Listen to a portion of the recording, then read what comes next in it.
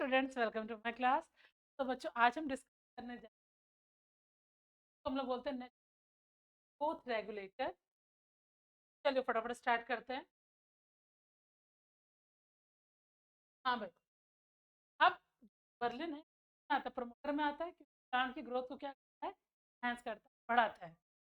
सबसे पहले कुछ इंपॉर्टेंट पॉइंट्स जो आपको देखने हैं, समझने हैं, सुन। देखो भाई, अब हम बात करते हैं डिस्कवरी की।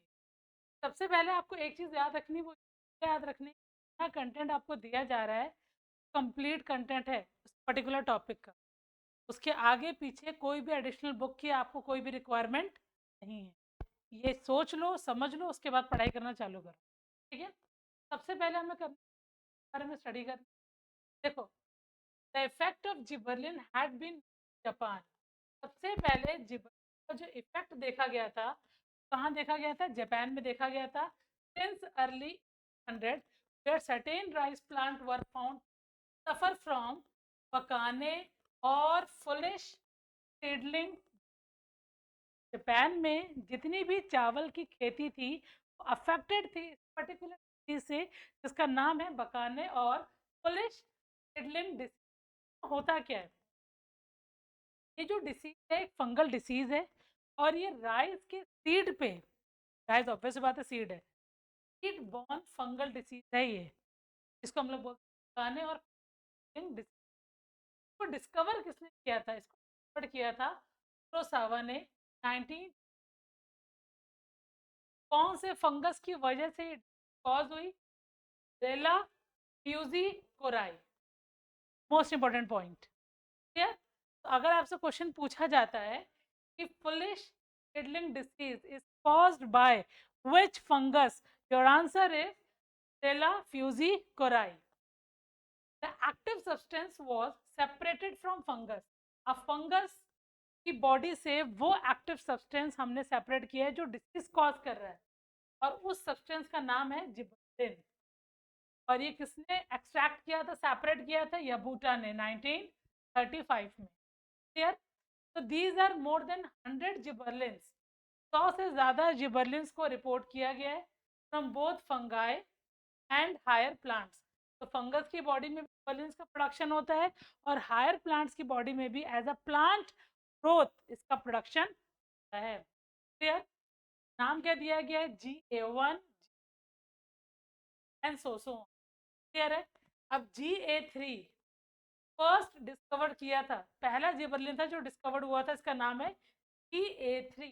क्वेश्चन पूछा जा सकता है फर्स्ट जिबरलिन का नाम क्या है? क्लियर? 1938 में यबूटा एंड की, इन्होंने जिबरलिन को आइसोलेट किया था। कौन से फॉर्मेट में बच्चों? क्रिस्टलाइन फॉर्म में। क्लियर है? And in 1955 brain at all, scientist का नाम था ब्रेन एट ऑल।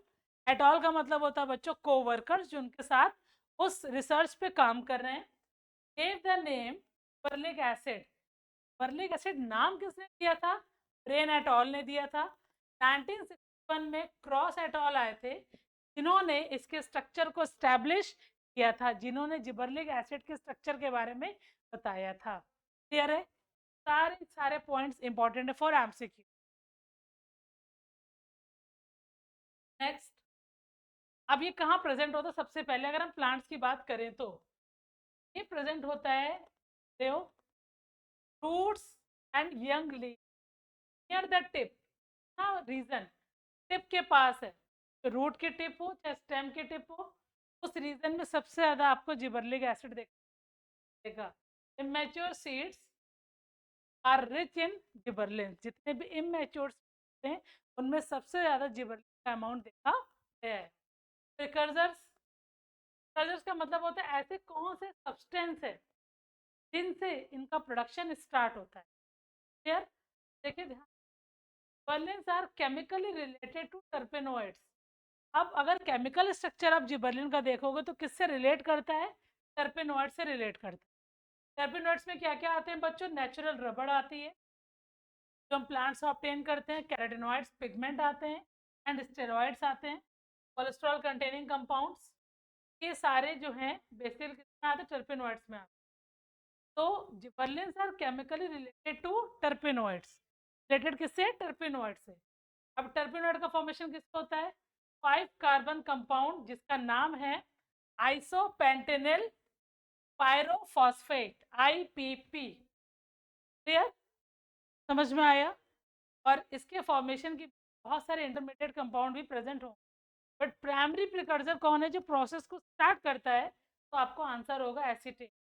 सबसे पहले जो सब्सटेंस जिस बर्लिन एसिड बनना स्टार्ट होता है उसका नाम क्या है? एसीटेट। क्लियर? समझ में आया? फिर है ये केमिकल स्ट्रक्चर। तो और जिबर्लिन्स हैव गिबेन रिंग स्ट्रक्चर। क्वेश्चन ये भी आ सकता है कि कौन सी ऐसी फाइटो हार्मोन है जिसके स्ट्रक्चर में गिबेन रिंग्स देखी गई हैं? तो आंसर क्या होगा? जिबर्लिन। ठीक है? क्लियर? देखो बच्चों, ये है पूरा जिबर्लिक एसिड का डायग्राम, और ये है जो बनी हुई, ये है गिबेन। तो नंबरिंग आपको यहाँ से याद करनी है बहुत अच्छे से। जैसे फर्स्ट पोजीशन पे हाइल ग्रुप लगा हुआ है, सेकंड पोजीशन में हाइड्रोक्सिल ग्रुप लगा हुआ है, ठीक है, सेंटर में जो ग्रुप प्रेजेंट है। अब जो सेकंड वाली गिबेन रिंग है, तो देखिए हाइड्रोजन एटम्स प्रेजेंट है। सारी चीज़ें आपको अच्छे से पढ़ के जानी है। गिबेन रिंग्स होती हैं तो आपको याद रखना है, 4 गिबेन रिंग्स होती हैं पूरे के पूरे स्ट्रक्चर में। क्लियर? अब देखिए, अब जो जिबर्लिन्स का ट्रांसपोर्ट है वो कैसा है? Non polar. नॉन पोलर क्यों? वो भी देखो। जिबर्लिन्स आर ट्रांसलोकेटेड फ्लोएम।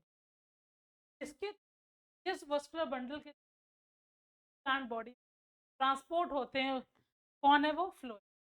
मतलब इनका जो मूवमेंट है वो कैसा होगा? Up to down. सारी चीज क्लियर हो गई? And also occur in xylem, but कुछ कुछ जगह पे जाइलम के ट्रांसपोर्ट होते हैं। क्लियर? फिजियोलॉजिकल इफेक्ट देखिए, it produces extraordinary elongation of stem. Normal stem है, ठीक है, प्लांट की। अगर आपने जिबरलिंग एसिड को क्या किया? इंट्रोड्यूस कर दिया, तो जो स्टेम की लेंथ है वो एक्स्ट्रा ऑर्डिनरी इलोंगेट हो जाएगी। एक लिमिट से ज़्यादा उसकी हाइट क्या हो जाएगी? इंक्रीज हो जाएगी। ठीक है? क्लियर? एक्सट्रीम लेवल में क्या चीज़ करता है? सेल डिवीजन और सेल इलोंगेशन। सेल का नंबर भी इंक्रीज करेगा और सेल का साइज भी इंक्रीज करेगा, और यही रीजन है कि ऑर्डिनरी इलोंगेशन आपको स्टेम में देखने को मिलेगा। देन आता है रोसेट प्लांट। रोसेट प्लांट का मतलब क्या होता है? ऐसे प्लांट तो जो जेनेटिकली कैसे हैं? डॉर्फेज में, मतलब बहुत ही कम हाइट के होते हैं, बौने होते हैं, ठीक है। उनमें अगर हम इंट्रोड्यूस कर दें गिबरलिंस, तो कौन सा इफेक्ट देखने को मिलेगा आपको? बॉल्टिंग इफेक्ट। बॉल्टिंग इफेक्ट का मतलब क्या है? Elongation of stem. उन प्लांट्स में आपको इलोंगेशन ऑफ स्टेम देखने को मिलेगा तो जेनेटिकली कैसे? डॉर्फेज में। एग्जाम्पल देखिए, डायग्राम देखिए फटाफट। ये डायग्राम है, ये वो प्लांट है जो अनट्रीटेड बर्लिन हमने नहीं करी है, और ये वो प्लांट है जिसको हमने बर्लिन इंट्रोड्यूस करी है। तो कौन सा इफेक्ट हमें देखने को मिल रहा है यहाँ पे? Voltage effect. क्लियर? समझ में आएगा? नेक्स्ट पॉइंट, बर्लिन क्या करता है?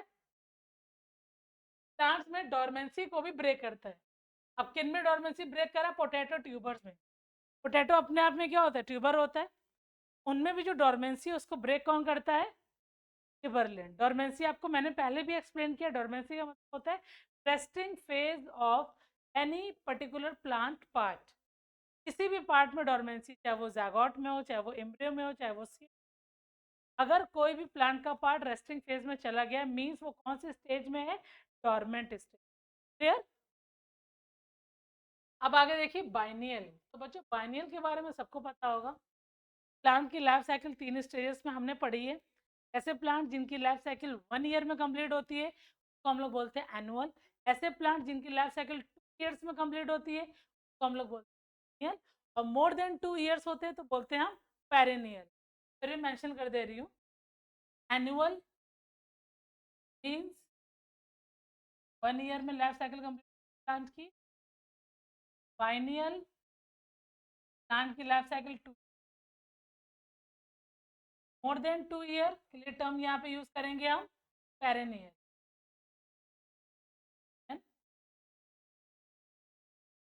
ठीक है, अब मोर देन 2 ईयर्स में 50 ईयर्स भी आ रहे हैं बच्चों, 100 ईयर्स भी आ रहे हैं और 500 ईयर्स भी आ रहे हैं, depend on plant species. Clear है? बट मोर देन 2 ईयर्स है तो वहाँ पे टर्म क्या यूज करोगे आप? पेरेनियल। देखो यहाँ पे many biennials usually flower during second year of their growth. समझ में आ गया? अब जब फ्लावरिंग होगी तो आपको पता कौन सा फेज आ गया? मैच्योरेशन फेज आ। जिन प्लांट्स की लाइफ साइकिल 2 सालों में कंप्लीट हो रही है वो सेकेंड ईयर में क्या करते हैं? फ्लावरिंग स्टार्ट करते हैं। For flowering to take place these plants should be exposed to cold season। Flowering वो कब करते हैं? जब वो कोल्ड सीजन में एक्सपोज हो जाते हैं।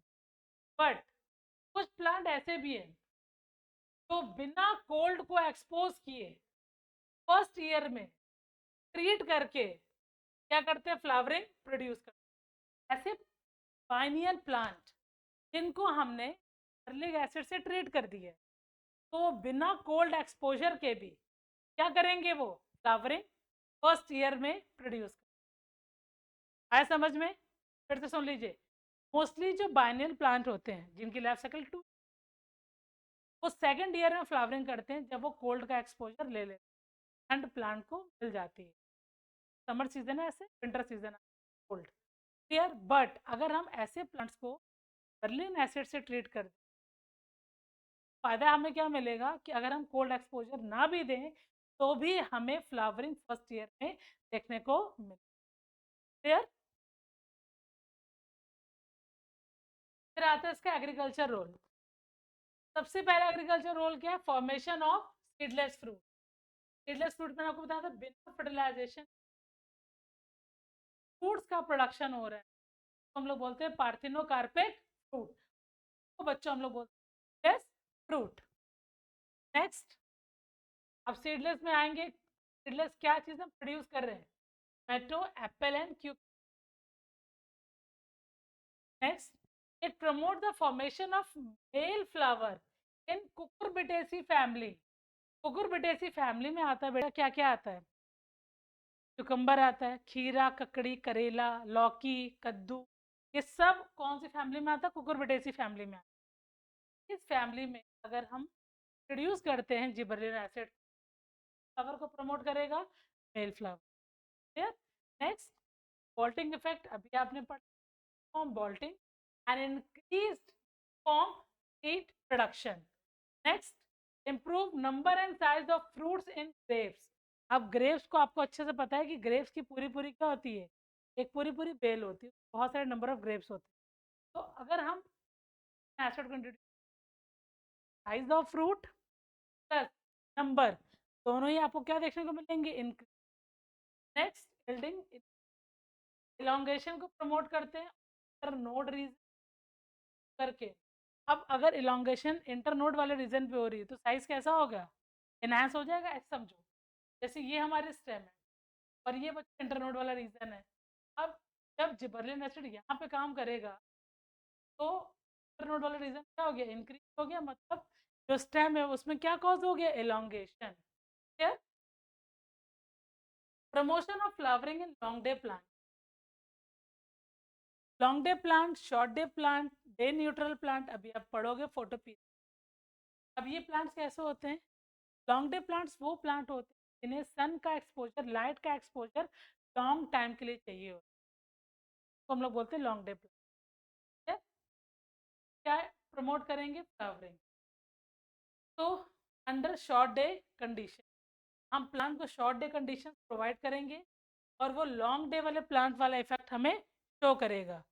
क्लियर? मतलब ऐसे प्लांट्स में हम इंट्रोड्यूस करेंगे flowering, sorry, gibberellic acid short day plant में इंट्रोड्यूस करेंगे और उसका इफेक्ट कैसा होगा बच्चों? लॉन्ग डे इफेक्ट होगा। उसके अलावा सीड जर्मिनेशन क्या करता है ये? क्लियर? सारे पॉइंट्स बहुत अच्छे से क्लियर हो गए। तो अगर आपको आज का लेक्चर अच्छा लगा हो तो प्लीज़ ज़्यादा से ज़्यादा बच्चों से शेयर करिए ताकि हर बच्चे को अच्छा कंटेंट मिल पाए। चैनल को लाइक करें, शेयर करें, सब्सक्राइब करें। Watching, bye bye.